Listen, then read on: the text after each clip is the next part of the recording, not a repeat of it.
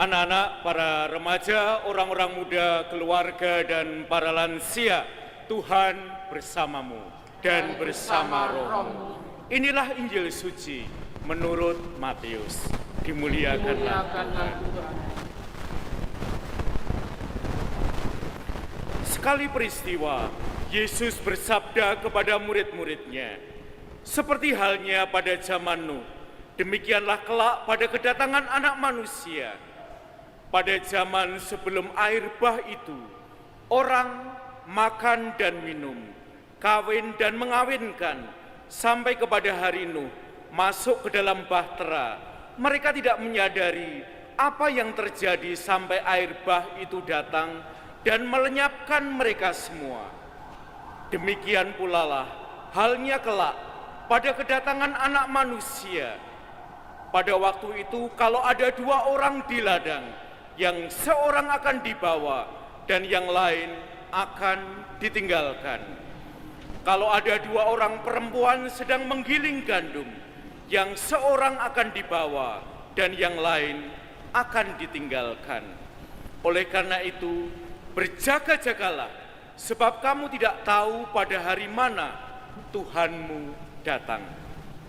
Tetapi ketahuilah, jika tuan rumah tahu pada waktu mana pencuri datang waktu malam, pastilah ia berjaga-jaga dan tidak akan membiarkan rumahnya dibongkar.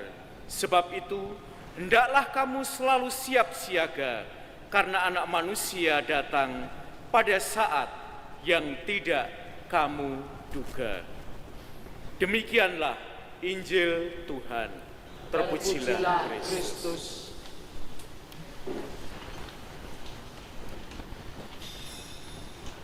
Saudara dan saudari yang terkasih, saya mau mulai dengan sebuah film yang mungkin banyak dari Anda sudah pernah menontonnya. The Terminal, atau bandara, atau stasiun, atau tempat bus seperti di Giwangan. Pemeran utamanya adalah aktor yang sangat berkarakter, yaitu Tom Hanks. Tokoh dalam film itu, Viktor Navorski, terjebak di bandara. Mestinya destinasinya adalah New York, Amerika.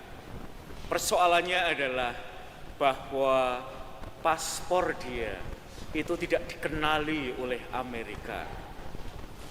Ketika di-search, negaranya itu tidak ada dalam daftar negara-negara yang boleh masuk ke Amerika. Apalagi Amerika lagi ada dalam keadaan darurat. Dipulangkan juga tidak bisa, karena mau dipulangkan kemana? Jalurnya tertutup. Maka satu-satunya yang bisa dilakukan adalah nunggu di bandara, sambil berharap bahwa tulisan delay itu akan berubah menjadi depart, menjadi berangkat. Persoalannya 1 hari, 1 pekan, 1 bulan, berbulan-bulan. Delay itu tidak pernah berubah menjadi depart. Maka tokoh Viktor ini mulai jalan-jalan menyapa penumpang-penumpang lain yang juga sedang menunggu keberangkatan. Dan ada salah satu penumpang yang bertanya, "Viktor, kamu ini sedang menunggu apa sebenarnya?" Dan Viktor itu menjawab, "Saya menunggu sesuatu yang harus saya lakukan. Saya menunggu karena yang saya nanti itu sesuatu yang sangat bermakna dalam hidup." Sampai kemudian dia ketemu dengan seorang karakter perempuan yang mengajukan juga pertanyaan yang sama. "Viktor, kamu itu menanti apa?" "Saya menanti seseorang karena orang itu bermakna." Dan ketika petugas counter itu mulai tampak bosan karena setiap hari Victor itu selalu antre di tempat mestinya dia akan berangkat atau tidak. Petugasnya itu sampai tanya, kok kamu itu setiap hari antri terus ya? Apa enggak bosan kamu? Dan Victor jawab, tidak pernah bosan itu karena ada kemungkinan 50-50. Saya bisa dapat kartu cap merah, itu berarti saya ditolak masuk Amerika. Atau saya punya pengharapan bahwa petugas imigrasi akan mencap hijau, diterima, dan itu berarti saya akan masuk Amerika. Dan petugas imigrasinya itu bilang, kayaknya orang Amerika nggak sepengharapan kamu deh. Kami lebih pesimis. 50-50 itu buat orang Amerika artinya 50% akan ditolak. Saudara dan saudariku, banyak dari kita juga menunggu sesuatu. Dan bahkan seseorang. Sayangnya tidak semua dari kita tahu menunggu itu sebenarnya tujuannya apa. Dan kita bisa belajar dari Victor. Mungkin masa Advent itu seperti bandara, seperti stasiun, seperti giwangan rohani bagi kita. Kita sedang menunggu kedatangan Tuhan. Dan bacaan-bacaan hari ini menggambarkan perasaan orang yang juga menunggu seperti kita ini. Kitab Yesaya berisi jeritan kerinduan. Tuhan, datanglah, kami membutuhkan Engkau. Bahasanya sangat kuno, tetapi rasanya sore hari ini ketika kita mendengarkan menjadi sangat kekinian. Banyak di antara kita yang mungkin ingin bilang, Tuhan, hidupku tidak sedang baik-baik saja. Datanglah pada hidup saya. 1 Korintus mengingatkan bahwa sebenarnya kita tidak kurang sesuatu pun untuk menyambut Tuhan. Kita sudah dikasih karunia, dikasih kemampuan. Kita tinggal menjaganya. Dan itulah yang dilakukan oleh Victor. Dari sehari, sepekan, sebulan, berbulan-bulan, dia menjaga pengharapannya bahwa delayed itu akan berubah menjadi depart, akan menjadi berangkat. Puncaknya dalam Injil Markus hari ini, berjaga-jagalah. Saudara dan saudariku, kita sering salah paham. Berjaga itu tidak berarti tegang. Seperti panitia-panitia event H-1. Bukan juga takut salah. Berjaga itu aware terhadap momen kecil. Hari ini bisa jadi yang delayed itu akan berubah menjadi depart. Peka terhadap bisikan-bisikan Tuhan yang seringkali sangat soft spoken dari Tuhan. Akhirnya kita tahu bahwa hidup kita ini tidak autopilot. Ada sang pengemudi, yaitu Tuhan. Saudara dan saudariku, Yesus memakai gambaran seorang tuan yang pergi jauh dan tidak bilang waktu kepulangannya. Seperti Victor yang tidak tahu kapan pesawat terbangnya akan berangkat. Kapan connecting flight-nya itu betul-betul connect. Dan Tuhan itu enggak ngasih kita countdown timer. Tidak ada notifikasi Tuhan sedang mengetik sesuatu. Tidak ada alarm berbunyi. Advent itu masanya untuk bertobat. Karena yang Yesus mau lihat dari kita, apakah kita tetap memperhatikan Dia tanpa Dia perlu memberikan notifikasi, memberikan alarm kepada kita. Maka yang diminta dari kita, saudara dan saudariku, memasuki hari pertama Advent ini adalah stay online dengan Tuhan. Jangan sampai Anda terdiskoneksi selama masa Advent ini.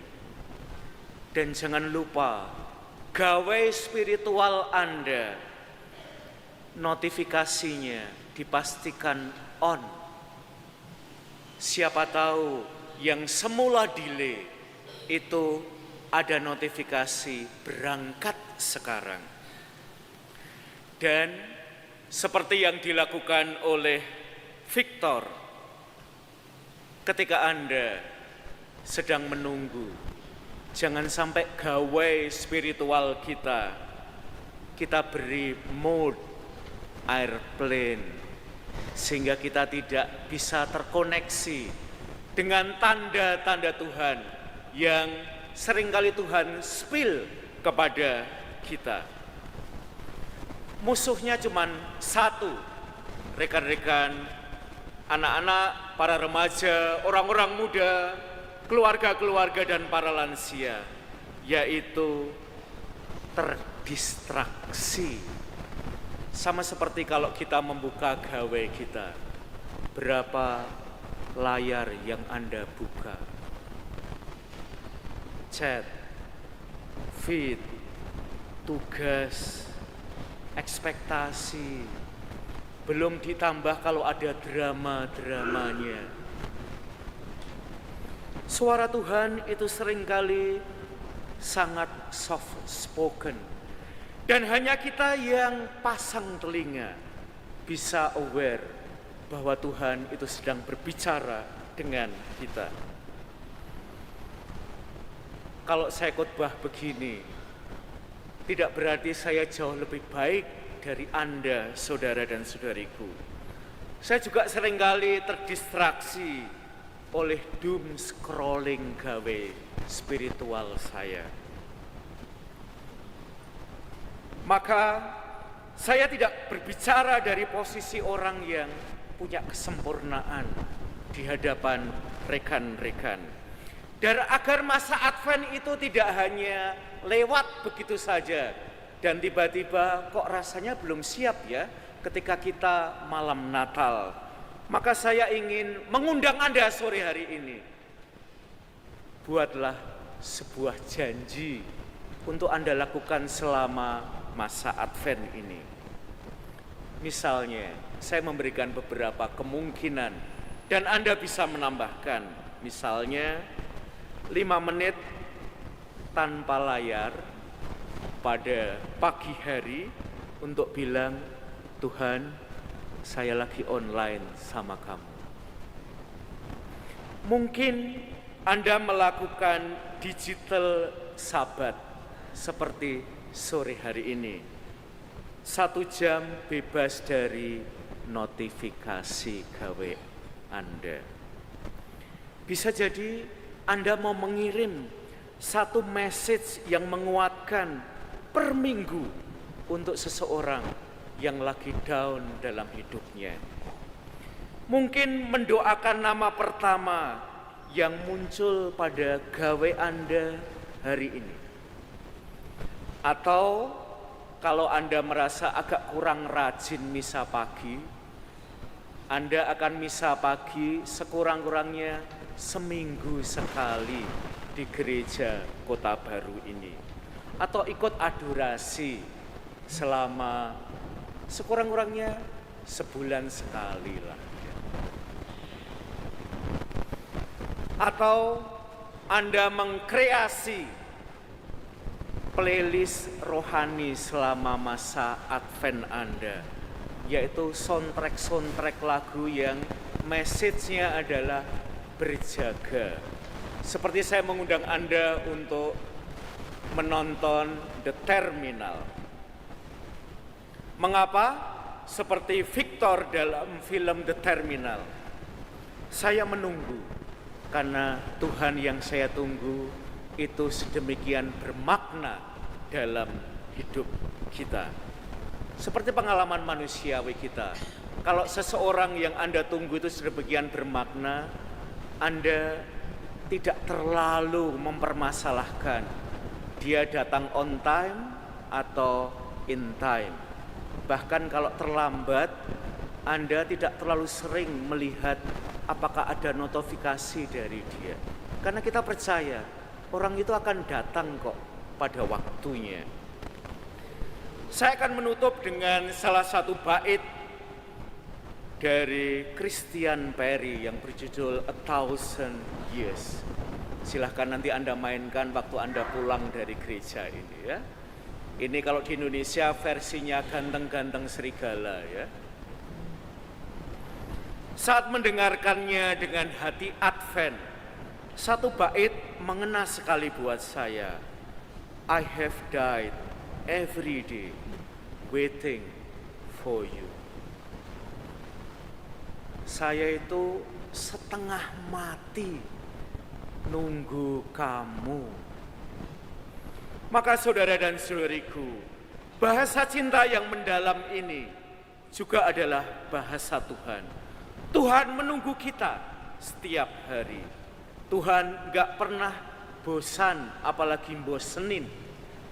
Tuhan juga tidak emosional. Tuhan tidak pernah menyerah dengan kita. Kalau Tuhan saja menunggu kita dengan sabar, Advent adalah momen kita berdialog dengannya. Tuhan, aku juga mau menunggu kamu dengan hati berjaga. Maka stay awake, stay present, dan terutama untuk orang-orang muda, stay connected with God. Jangan sampai dengan Tuhan kita terlalu banyak terdiskoneksi. Apalagi mode kita selalu offline dengan Tuhan. Karena Tuhan akan kesulitan menjangkau Anda. Semoga, amin.